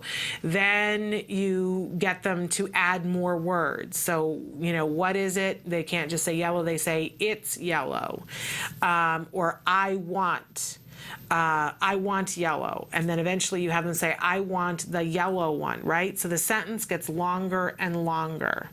You're reinforcing it, you're prompting it, so you have them repeat. I remember my son loved hot dogs, so we'd sit there at lunchtime in between therapy, and you know, I'd put one little piece of hot dog on his plate, and I would say, what do you want? And he would say, dog.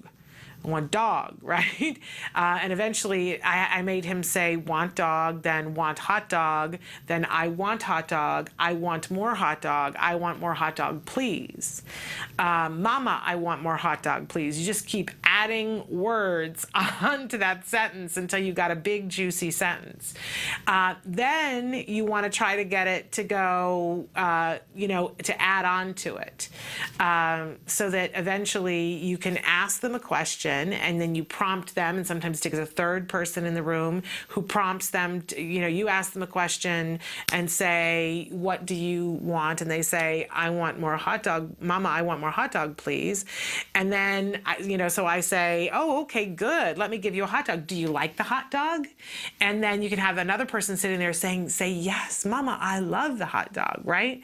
And they're the little voice in their ear, they're prompting them, right? And sometimes it's easier with the third person so that they're not just echoing everything that you say, right? And you start, as you're adding words into their sentence, you're taking words out of your sentence. So maybe I say to him, he says, Mama, I want more hot dog, please. And I say, okay, good. Do you want ketchup on it? And the person who's the voice in their ear says, Mama, I want, and pauses so that they listen and they say, Mama, I want ketchup. Or Mama, I don't want ketchup, right? And gradually, there's just the prompt where they say, yes, right? That expectant, so the child says, yes, I want ketchup. Adding on to their sentence, taking away from yours, until eventually, that person, the voice in their ear isn't saying anything. Maybe they're pointing and saying, as if you need to respond, right? If everybody's looking at them expectantly and they've been prompted all along, stuff starts to gush forward.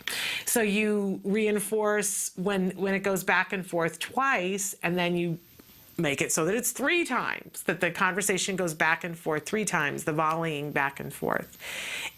It's just by inches. It's just by inches that you build that. But obviously, the best thing to do is to go into skills. And then you can see the progression of the lessons of, okay, now it's time to teach the matching. Now it's time to do manding. Now it's time to do the receptive label. Now it's time to do the expressive label. Skills will walk you through all of those verbal operants, including the interverbals. And I should also mention too, you can go on IBT and just get a lesson about teaching conversation and have an expert explain it to you. So you don't just get the parent point of view. But it's amazing as a parent to watch it all come together, the progression of how that all goes. My mother, came to visit, and we didn't let her come to visit for the longest time, but then we finally let her come and visit, and she and I would go in. We had this little itty-bitty office, and he would be doing therapy in the living room, and we had the cameras set up so we could be watching on the monitor. My mother would sit there and knit and crochet, and she would watch the monitor and go, I don't get it. I don't get it. What are they doing? I don't understand. And you'll see in skills that as you're adding words into your child's repertoire, they'll group them into different sections. So there'll be a group that's vehicles, and then there'll be the group that's musical instruments, and it'll be the group that's, there's all these features, and oh my goodness, it's just exhausting, all the different things. And you think, how is this ever going to come together into a sentence? But you have to give them enough ingredients to make a sentence, right? And so first he learned probably, one of the early ones was animals. And then they learned the features of the animals. So we had all these little Noah's Ark, Fisher-Price Noah's Ark. So we had 2 of something. It's a great toy for teaching this, by the way. So there were 2 little toucans, and there were 2 little panda bears, and there were 2 little giraffes, right? And so he learned what they were first. What is it? It's a giraffe. And then a couple of weeks later, he learned, different features of things, like different colors of things, and who has a tail and who doesn't have a tail and who has wings. And, this car has wheels, or this vehicle has wheels, but an airplane has wings, but the car doesn't have wings, distinguishing between those different things. And I remember the day when it all sort of came together, and Peter Farag was there, and he said something to him about which one is the car. And my son pointed to the car, and he said, what does the car have? And he says, car has wheels, Peter. Car has doors, right? And then, then he went on to the bird, and Peter asked him, tell me about the bird. And he says, the bird has wings, Peter. The bird has wings and can fly. And it was as though that Helen Keller moment when it all just sort of went foomp, and he got it. He understood what a bird was, and he understood that a bird is an animal, but it's different from a panda bear, and it's different from a car, and a car has wheels, and that's just one of he just got it in that moment and could talk about it. It was crazy good, crazy good. And then we could have conversations in the car, and he would tell me about things. It was just amazing. Took a lot of work. But then when the light switch goes on, it goes on. Really amazing. Okay, so continuing on, a parent has written in about something for Dr. Tarbox. And I kind of want to wait for Dr. Tarbox, but there are a couple of things in here, and I don't know whether this is the same parent or, because there's a couple of different things here. Okay, the question that I want to take on first is that when people talk about one-to-one aid at school setting, are those hours counted with the 40 hours of ABA or separate than the 40 hours? Okay, it's a really good question, and it depends. If you have your school aid that is with your child and the school is paying for them, then it does not count in your 40 hours, okay? If you have an ABA therapist who is the one-on-one in school with your child, and that is being paid through your ABA provider, which is through your insurance, it does count towards your 40 hours. So it's a little bit of a sticky wicket because a lot of times the school doesn't really want your ABA provider, well, now with insurance, it depends with the school. Sometimes they do want your ABA provider, sometimes they don't, because it depends on who's paying for it. If your insurance provider is paying for the ABA provider, they're thrilled to let them come into the school because they're not paying for it and it helps your child to excel, helps them to teach your child. That's all very well and good, but that comes out of your 40 hours for ABA.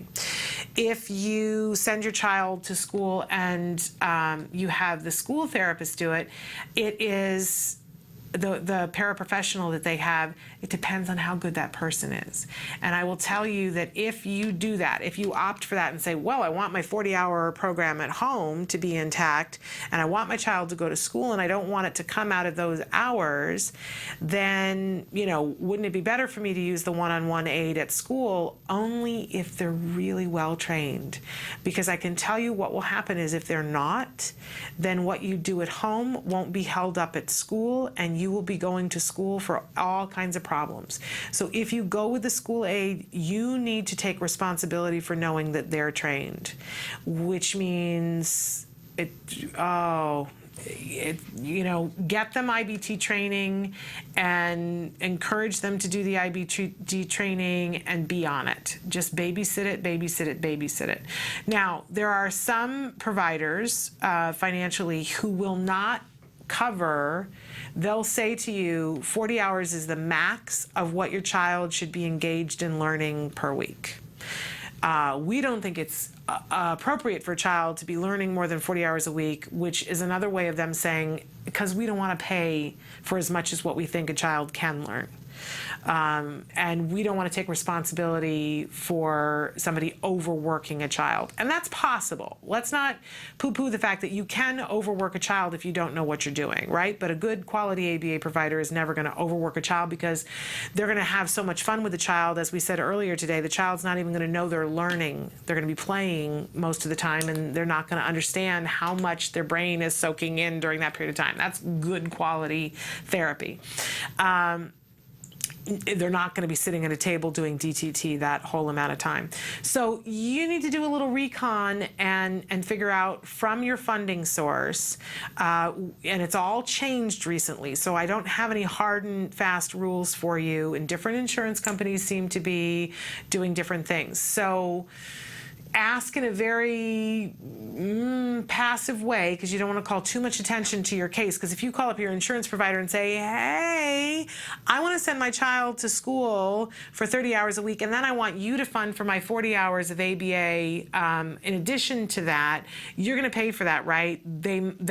Might be enough heads up for them to say, oh, no, we'll only fund for 40 hours total education. And if they're at school, then that takes 30 hours out of your 40-hour program. So use some caution.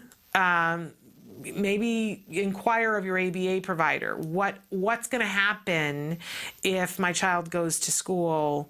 How much funding am I going to lose? That's the best possible thing to do. Regional centers tend to be here in California, tend to be very specific about no more than 40 hours. There are limits. So be careful. And again, every child is different. For some children, being at school with a school aide is perfectly fine if the aide is well trained. For other kids that are having big problems, you don't want to have somebody in there who is the lowest paid professional. They call them paraprofessionals that haven't gone to school, have very little behavioral training. If you've got a kid who's having a bunch of behavioral problems, that's not the person that you want to leave in charge of how well your child's going to negotiate school. It just isn't. I can tell you that when my son went to school to begin with, he went with a card aide. And then my card aide trained the school aide. So, and that was a really, really good circumstance. I would have loved to have kept the card aide forever, but I will tell you very honestly that he trained our school aide and she was amazing. She was absolutely amazing. So, remarkable person. So I encourage you to and if it's the person who wrote the other things in, then you're a card parent. Talk to the card people, and I'm not sure. Tell me, if you're still watching, write to me and tell me which office you're in, because there are people within different offices that I can recommend and say, this is a really good person at this office to ask this question of. But I see what you're saying here is that, you've been and you've looked at the school, and it looks like there's the potential for your child to do well there. And you're feeling that push of, I don't know whether to keep him home and have him continue to work or have him go to school. And I will let you know that the card professionals around you will tell you when is the right moment to go to school. And imagine, if you would, that because we've talked about it being this Olympic skill, and if there are things that you need to learn how to do before you do the harder thing, that we don't usually take people for cliff diving and say, we're going to start to teach you diving off the cliff. That's not going to be effective, right? We're going to teach you how to dive. We're going to start not even around water, right? We're going to teach you how to dive, what it looks like, and then we're very quickly going to put you in some water, but it's not going to be the cliff for a while. Because we want to, the first time you dive off the cliff, we need you to be safe, and we want you to enjoy it and feel the exhilaration of it, because then you're going to want to do more cliff diving safely. Same kind of thing with our kids. I know because I had a really hard time in that first year making the decision to keep my son home from school and not go to school, and I had everybody standing around me saying, oh, he's not going to be socialized, it's going to be terrible. But when he finally went to school, he was 100% fine. He was ready to socialize with the kids.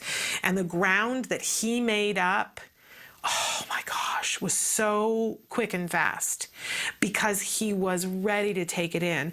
If I had sent him earlier, I already know from watching him try to do the early intervention stuff where they were trying to teach him stuff, and you know what he did? He banged his head on the floor because it was too much for him and he couldn't handle all the sensory things. He wasn't ready.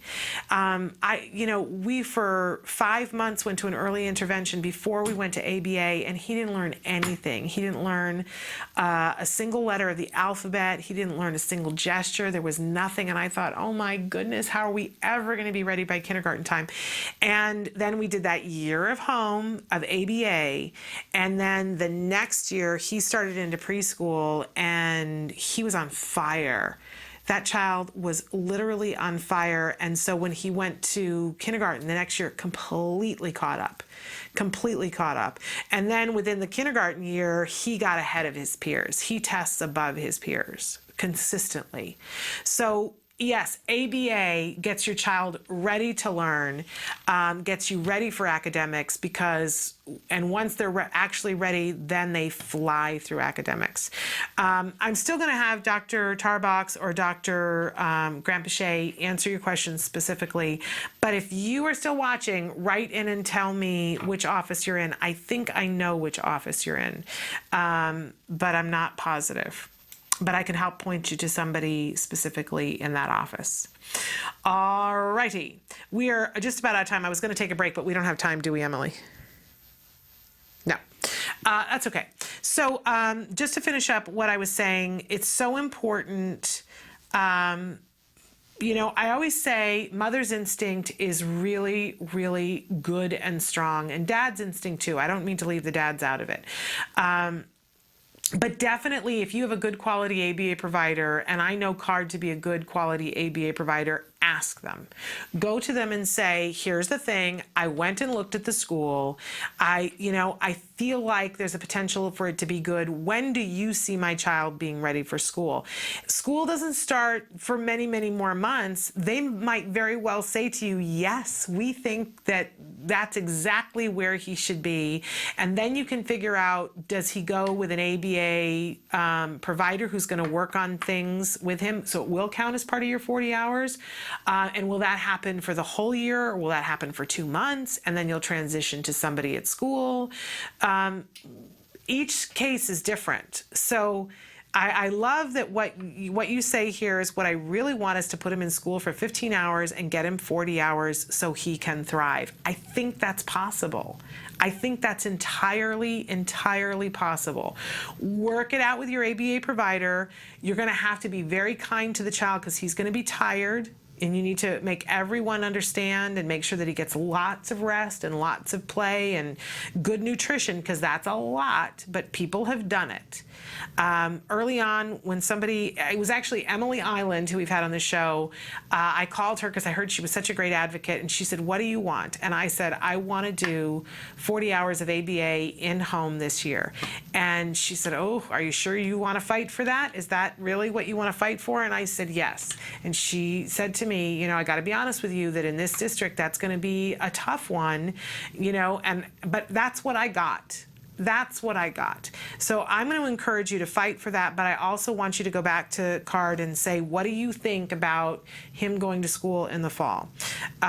Because they might say to you, yep, he's totally ready, or they might say to you, we want 3 more months, but then, in November, we think he's going to be ready. But being ready is important. It's so very important.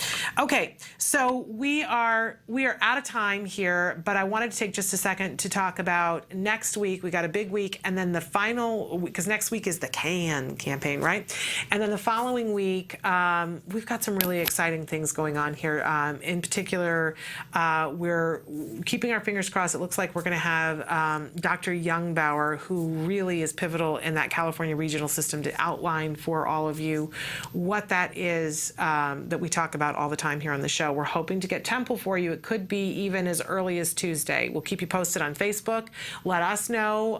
Take a look, because if we are going to have Temple on Tuesday or Wednesday, I'll be asking for your questions for her. So keep watching our Facebook over the weekend. We're out of time, but such a pleasure to be here with you. And give your kiddos a hug from me, and we'll see you soon. Bye-bye for now.